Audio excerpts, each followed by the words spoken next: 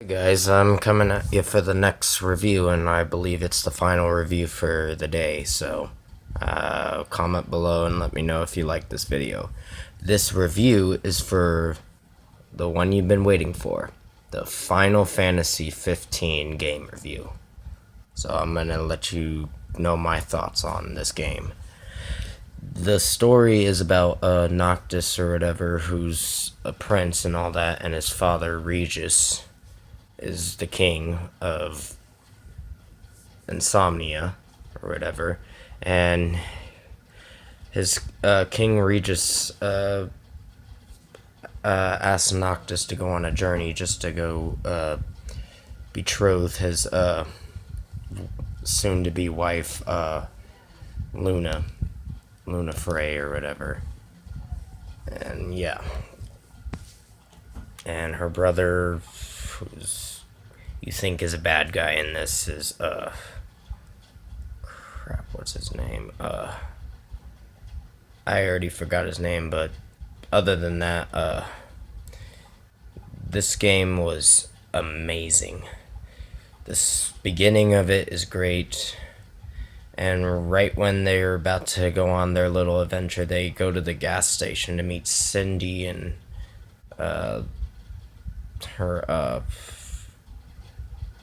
guess a grandpa or whatever, something. But yeah, this game is fun. I love this game.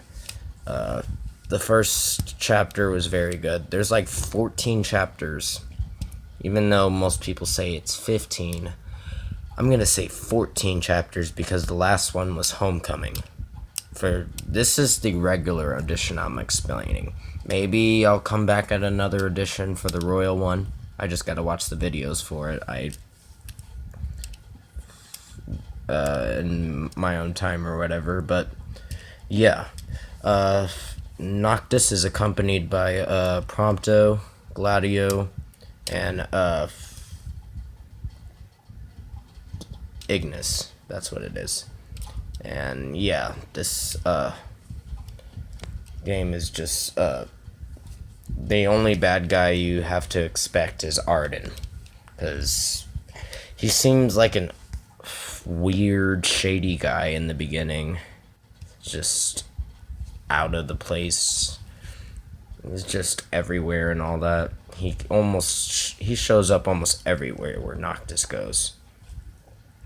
He showed up in the beginning of the first chapter and right before when Insomnia fell to the Empire, and then it did fall to the Empire, and now Noctis has to go find Cor or whatever, who's like the master swordsman or whatever, who helps Noctis on his journey to be the Kingslayer, and well, just to be a king or whatever, like the king of Insomnia and the whole realm. And yeah,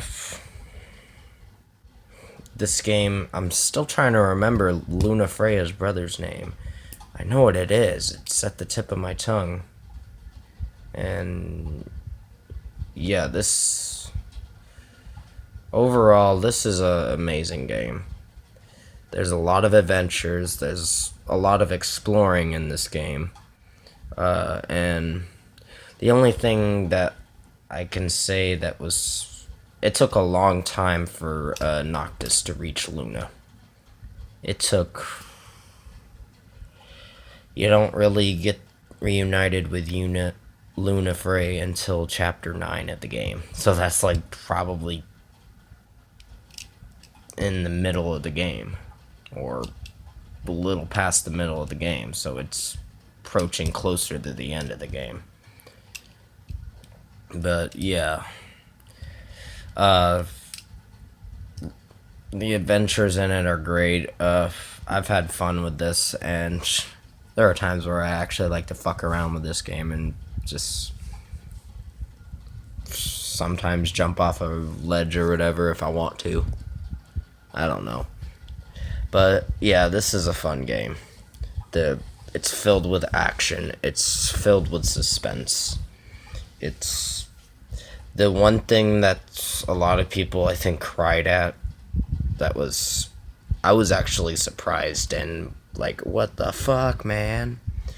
That kind of way, was when Luna died and got stabbed by Arden. And that was like a touchy moment where she had to leave Noctis and she said, "Farewell, dear Noctis." And he's just trying to reach for her and all that. And then he grabs the Lucy ring or whatever. And Ravus is his name. Now I remember. I am so sorry about that. But Ravus was like part of this empire or whatever. And Prompto is one of. But yeah, the DLCs in this were great too. I don't think I need to go into reviews for those. Maybe I will, maybe I won't, but I'm undecided on that. But overall, this game's great. It's a good start. The Lunafray thing, it gets me most of the time with that surprise moment where she gets killed and stabbed in the gut and all that by Arden. So Arden's just pretty much the bad guy to watch out for in this game. He's pretty much the main villain in this game. Ravus seemed like the villain at first, but he really wasn't. Arden was pretty much the one behind it all. And Arden did get...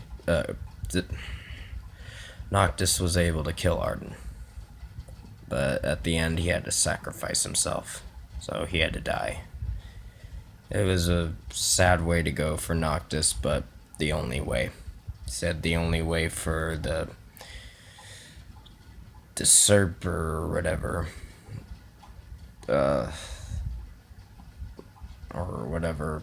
usurper or whatever, to be destroyed is for the king to sacrifice himself. Just, that's the only way you can get rid of the darkness. And the demons were roaming around after this thing swallowed him up right when he was trying to go and kill Arden and Grallia, when he was rescuing Prompto, when Arden actually captured Prompto or whatever and brought him to Grallia. And yeah, I think this game is amazing from start to finish. It had a really good ending, like after the credits, where you see Luna and